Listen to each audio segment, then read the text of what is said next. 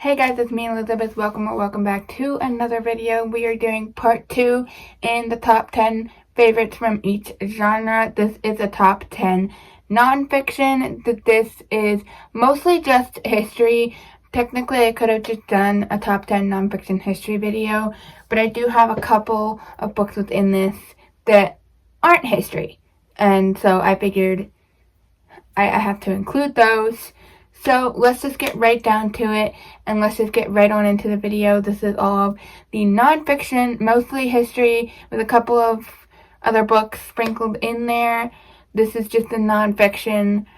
Hope you enjoy. Let's get right on into the book. Going in with the first book, number 10. We're starting at the bottom, as always. We're going to start off with As I Remember by Lillian Mahler Gilbreth.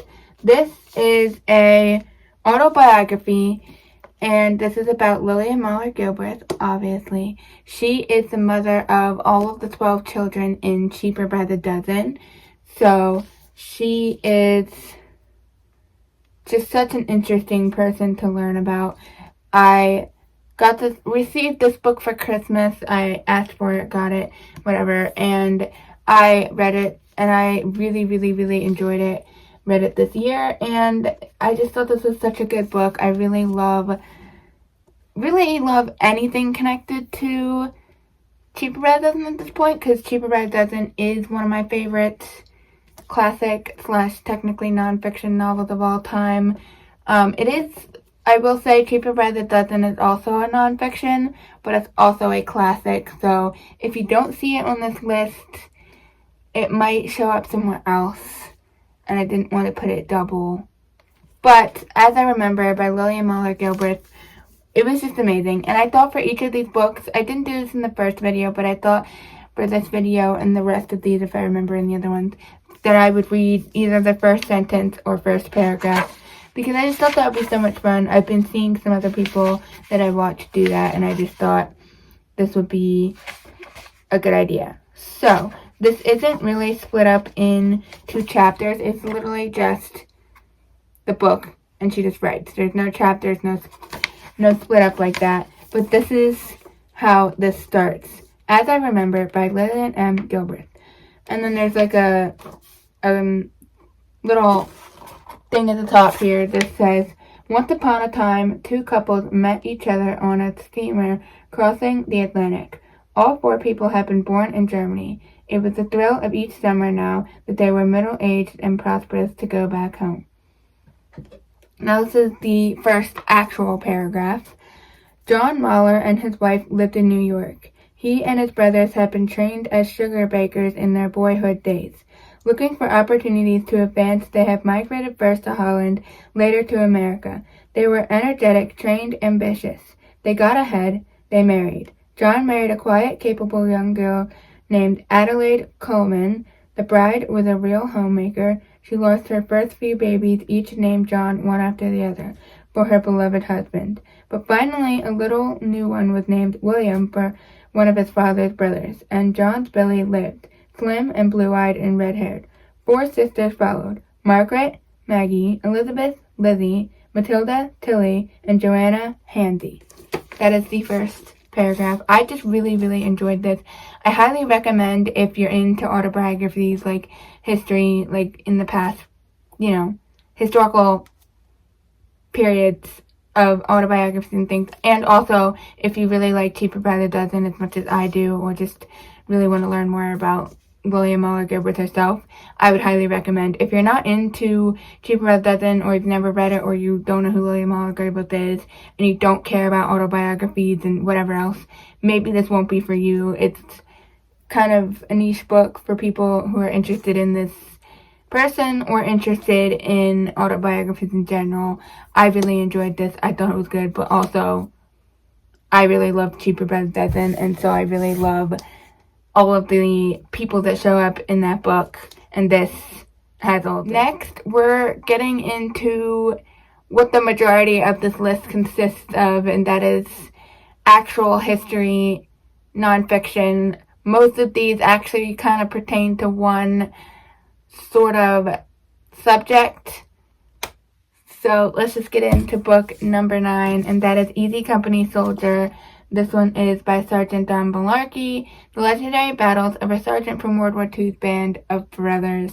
If you don't know, I love reading every single book I can get my hands on that relates to the Band of Brothers, Dick Winters, anything relating to Band of Brothers and anything in relation to that stuff from World War II. It doesn't necessarily have to be Band of Brothers, but just this general, like, airborne, this type of thing. So this one is so good. I really enjoyed my favorite books within these are the ones written by the actual people who were there. In my opinion, that makes it just so much more interesting because we're getting the real story from the person who was there versus a historian who researched it. Like, this is the person who was there, and he can tell you his feelings and the people's feelings and things like that. And I just found this one so interesting as well because he mentioned quite a few things. Like, obviously one of the most popular things is the TV show Band of Brothers. Like, everyone knows what that is by HBO and all of that. But I loved how he went into it and was talking about it a bit. And he would say things like, this never actually happened in real life. They just added this in the TV show and things like that. And to me, that made me excited and made it really interesting to me because I personally love Band of Brothers, the TV show. I think it's a phenomenally well done TV show and I really enjoy it. But as he mentioned a couple times in here, there are things that don't actually happen in real life. And so I do find it really interesting to learn things like that. Like the whole section, if you've seen Band of Brothers, the whole section with the Jewish camp, the Nazi prisoner camp, whatever, didn't happen in real life. He doesn't remember it at all. So there's that. They just completely Hollywoodized it, of course, like they always do. But I think that even so, from reading all the books I've read, the general idea of what happens in the show is basically similar to what they seem to say and things like that. So I did really enjoy this one. The first paragraph, we shall see what the first paragraph is. Bastogne, Belgium, January 3rd, 1945. One shot. That is all it would take, I figured as I warmed my hands around the campfire with a few other shivering soldiers. One shot in this frozen hell of Belgium's Ardennes forest would be over for me. A little bit of a sad, setting and book because it's set during World War II and not very happy, but it's really good. It's phenomenal. And I don't know. I find history really interesting and I like learning about the past. Book number 8, Biggest Brother by Larry Alexander, The Life of Major Dick Winters, the man who led the Band of Brothers. You're going to see a theme with this list. There's going to be 3 separate books all connected to the same person. So I'm sorry for that, but I just really love learning about this dude. And yeah, Biggest Brother. I really enjoyed this one. Something that I really enjoyed about this one is that it actually follows him throughout his entire life. So it starts at the beginning when he was born and then goes all the way up till whatever. I don't know if it goes to the end of his life. I don't know when it was written, but it starts from where he was born and goes through his life instead of just starting with him in Band of Brothers.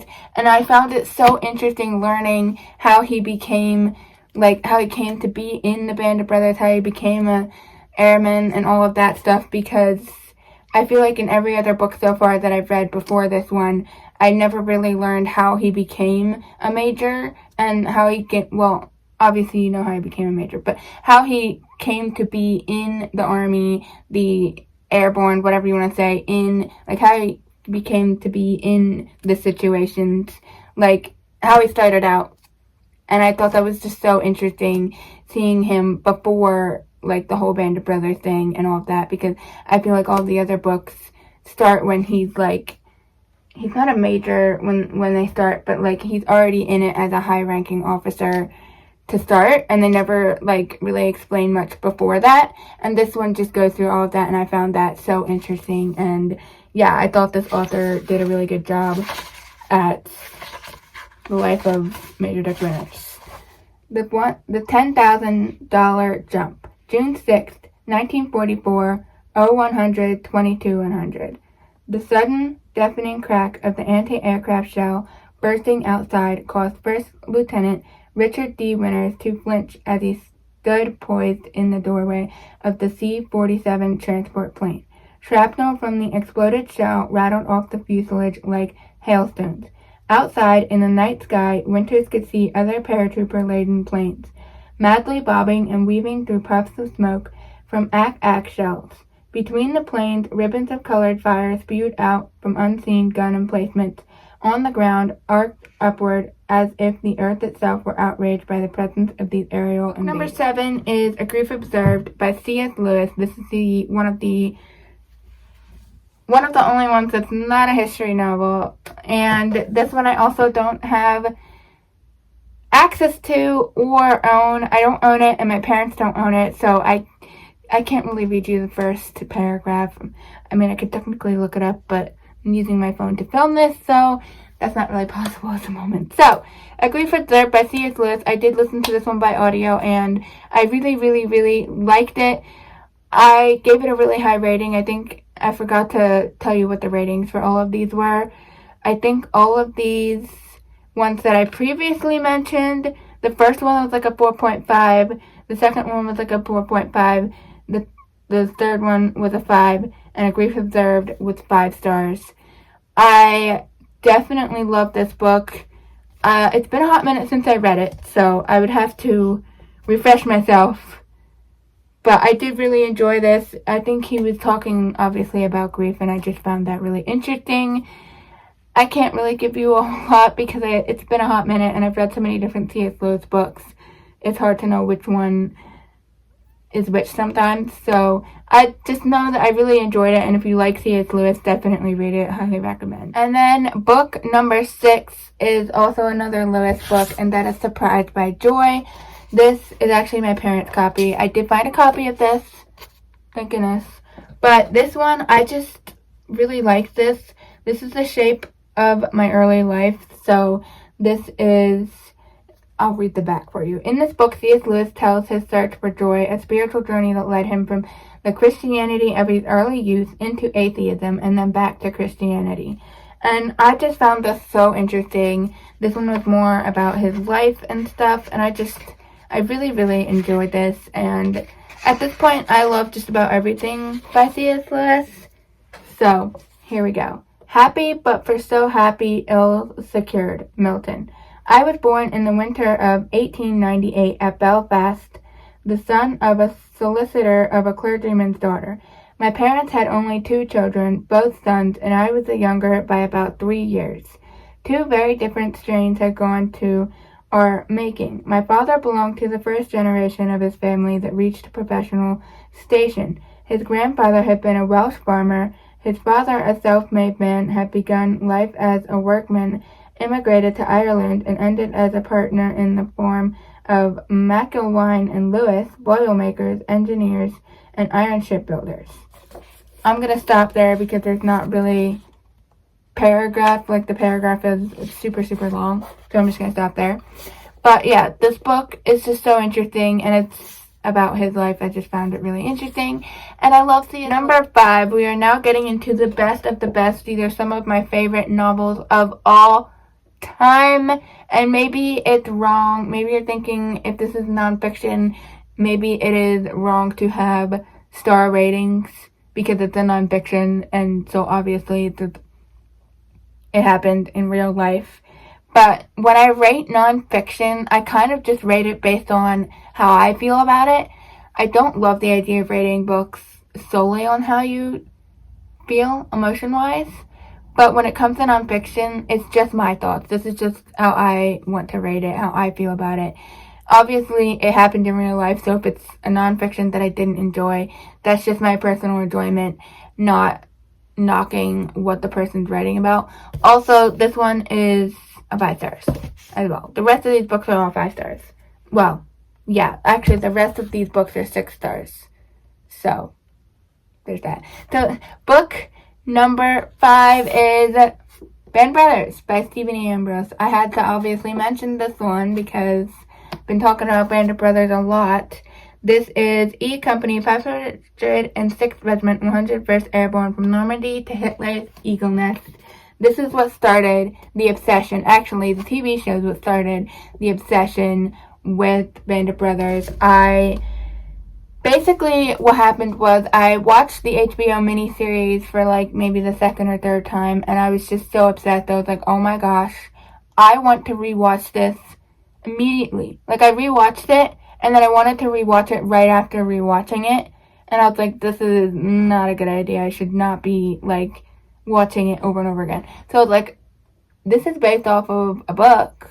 I should go read the book. So then I went and listened to the audiobook, and immediately was absolutely obsessed, and then I found more books connected, and I fell down a rabbit hole, and then I found even more books, and fell down even further down the rabbit hole, and here we are, having read like 7 different books related to Band of Brothers. So thanks for that, but I love it. This book is phenomenal, and if you don't know what Band of Brothers is, it is, I'll just read the paragraph on the back for you so you can get an idea. But as good a rifle company as any in the world, Easy Company, 101st Airborne Division, U.S. Army, kept getting the tough assignments, responsible for everything from parachuting into France early D-Day morning to the capture of Hitler's Eagle Nest at Berchtesgaden. I can't say that name clearly. But this book is just phenomenal. Obviously, it's a history novel set during World War II, and we're following Band of Brothers as they fight during the war. It's riveting content. I almost forgot to read the first chapter. I almost forgot to read the first paragraph. Camp Toccoa, July-December 1942. The men of Easy Company, 506th Parachute Infantry Regiment, 101st Airborne Division, U.S. Army, came from different backgrounds, different parts of the country. They were farmers and coal miners, mountain men, and sons of the Deep South. Some were desperately poor, others from the middle class. One came from Harvard, one from Yale, a couple from UCLA. Only one was from the old Army. Only a few came from National Guard or Reserves. They were citizen soldiers. That is just, it makes me want to read this again. I need to reread some of these books because I've only read them once, and it makes me want to read them again. They're so good. Coming in at number 4, we have this chunky boy, Bonhoeffer, Pastor, Martyr, Prophet, Spy by Eric McTassis. This took me quite a while to get through because you can see it's really thick, but as you can tell, I enjoyed the heck out of this book. This book is absolutely phenomenal. This book is very sad. If you don't know his story, you should read this book. This book is so phenomenal. The title says it all. He's a pastor, he's a martyr, he's a prophet, and he's a spy. But this is just such a good novel. Also, the author, Eric McTassis, is such a phenomenal writer. I need to read more of his books. I know he's written one on, it's called Amazing Grace, and it's on, I can't remember the guy's name at the moment, but it is William Wilberforce and the slave trade and that whole situation. And I also have a book written by him about Martin Luther that I really want to read. I just think his writing is absolutely phenomenal, and this is the first book that I fully annotated, and you don't understand. I was like highlighting and underlining everything within this book. Like, it was just so good, and there's just so much that you can take from this book and apply, like, to your life as a Christian and just in general. It's just absolutely phenomenal. It's also very sad. Basically, this is clearly about a guy named Bonhoeffer. This is about Dietrich Bonhoeffer and his entire life, and it's just a really phenomenal read. It can be a little bit hard to read at times, but I absolutely loved it. It's such a well-written book, and it's just absolutely phenomenal. So we're going to start off in the first chapter and not the prologue, because I feel like that is our best place to start. We can start at the top. There's usually some sort of like a quote by somebody. The rich world of his ancestors set the standards for Dietrich Bonhoeffer's own life. It gave him a certainty of judgment and manner that cannot be acquired in a single generation. He grew up in a family that believed the essence of learning lay not in the formal education, but in the deeply rooted obligation to be guardians of a great historical heritage and intellectual tradition. Eberhard Bethage. I don't know if I'm saying that correctly. In the winter of 1896, before the aforementioned older couple had met, they were invited to attend an open evening at the house of physicist Oscar Mayer. There, wrote Karl Bonhoeffer years later, I met a young, fair, blue-eyed girl whose bearing was so free and natural, and whose expression was so open and confident, that as soon as she entered the room, she took me captive. This moment, when I first laid my eyes upon my future wife, remains in my memory with an almost mystical force. This book is so phenomenal. I highly recommend. Book number 3 is Conversations with Major Dick Winters by Colsey Kingseed. This is the life lessons from Commander of the Band of Brothers. So this is basically after Band of Brothers and everything, and this book is it was so good. I read this after reading Band of Brothers, and I was like, the 2 books that I read after reading Band of Brothers, I was like, these are so good, and I like them slightly better than Band of Brothers, and I think the reason being is that they're written by people that were actually either there or by people who were like friends with these people and that type of a thing. They're not just written by random historians, I guess is my point. Colsey Kingseed, or Colonel Colsey Kingseed, is actually Major Dick Winters' best friend. And also, something about Major Dick Winters that I find really interesting and fun is that he grew up and lived in Hershey, Pennsylvania, which is just so cool, and his grave is actually in Ephrata, Pennsylvania. I've never actually gone to see it. I really want to, but I think that's so cool because I live in Pennsylvania, so I just think it's cool that he grew up in Lancaster, because that's where I grew up. So I don't know, I think that's just really interesting, and these books, I just love learning about him. I think he's such an amazing person, and there's just so much good stuff to learn about. So the back says, Winters was a quiet, reluctant hero whose modesty and strength drew the admiration of not only his men, but millions worldwide. Now comes the story of his last years as witnessed and experienced by his good friend, Colsey Kingseed. This is just a phenomenal novel. Let's read the first paragraph. There's like a little quote at the top, so I'll read that first. We have shared the incommunicable experience of war. We have felt, we still feel, the passion of life to its top. In our youth, our hearts were touched by fire. Oliver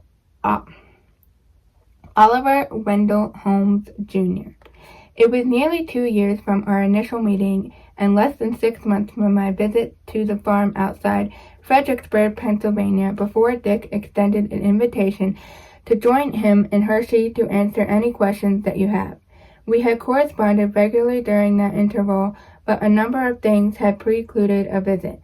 First, on Easter Sunday in 1998, Dick had experienced a bad fall that resulted in him landing on the back of his neck and suffering a mild concussion. In the past, he wrote, following a fall or injury, all I needed was a good night's sleep and I would wake up feeling good as new.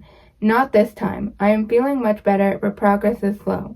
It is like taking 2 steps forward, then going back 1 step. I later learned that the concussion was severe enough that Dick canceled all his speaking engagements for the remainder of the summer. This book is phenomenal. 6 stars. Love it. Next, we have quite literally one of the best novels in existence to ever have been written by anyone ever. And this is book number 2, and that is Unbroken by Laura Hillenbrand. I have yet to read Seabiscuit, which she also wrote, but I really wish that she had written more books because her writing is so phenomenal. I can't even explain to you. If there's any book out of this entire video that you're going to take and say, I want to try to read that, this one. Read this one. Maybe it should be number 1, but I'm just, like, I waffled on which one should be number 1 because number 1, I was like, should that be number 2? Like, I waffle, but, like, I've ultimately decided that this is going to be number 2. And this book is absolutely phenomenal. Basically, we're following Louis Zamperini as he, throughout his entire life, but he starts out like, obviously, we start out with the childhood and all of that. He becomes an Olympic runner, and then he ends up in the war, obviously. He's like a pilot or like an airman or whatever. He's not a pilot, but he's like an airman, and he ends up plane crashing in the middle of the ocean. I think it's the Pacific Ocean. The Pacific Ocean, and he is stranded on this raft with this couple of other guys from the plane, and they're out there for like a really long time, and then they end up in a POW camp. And this book is crazy. It's insane, the stuff that he goes through. It is just absolutely insane. But I think one of the best parts of this entire novel is the way that this book ends. It's just so good. I don't know how else to explain it, except that this book is absolutely phenomenal. You need to drop everything that you're reading and put this on the very top of your TBR. You need to go to the library and get this out, or go to the bookstore and buy it. You need to read this book immediately because it is so good. Let's read the first paragraph.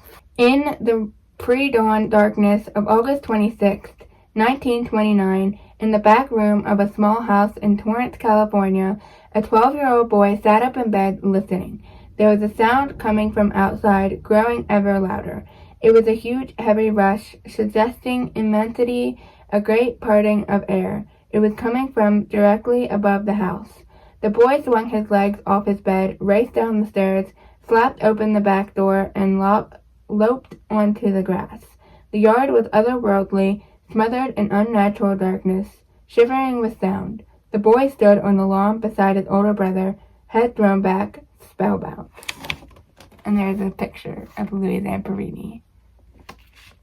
This book is one of the most amazing books I have ever read in my entire life. Coming in at number 1, like I said, this was a hard choice between number 2 and number 1, but I ultimately decided to pick this one for number 1, and that is Beyond Band of Brothers by Major Dick Winters. This is the war memoir of Major Dick Winters, the first ever war memoirs of Dick Winters, commander of the immortal Band of Brothers. In war, great commanders lead soldiers into hell to do the impossible. They were called Easy Company, but their mission was never easy. Immortalized as the Band of Brothers, they suffered 150% casualties, while liberating Europe. An unparalleled record of bravery under fire. Dick Winters was their commander, the best combat leader in World War II. To his men, this is a story he told his story told in his own words for the first time. That is what makes this book phenomenal, because it is told by Major Dick Winters. It is told by the man himself, who was in the Band of Brothers, who's the leader of the Band of Brothers. And one of the things I also found absolutely phenomenal about this book is that it explores the Band of Brothers, but as the title suggests, it also goes beyond Band of Brothers, and he tells you about his life and all the other guys that survived the war's life after Band of Brothers, and I found that so interesting and so good because I loved learning more about what happened to these people after the war and after all of that. Like, that to me was so interesting, and this book was so good. I am definitely due for a reread. It's been a long time since I've read this book, and I just think this book is so phenomenal. Actually, I should probably annotate this because so good. I highly recommend this book as well. If you are interested in the Band of Brothers, if you're into history, if you like Major Dick Winters, I highly recommend. If you've never read any of this kind of stuff, I would recommend starting with The Band of Brothers by Stephen E. Ambrose.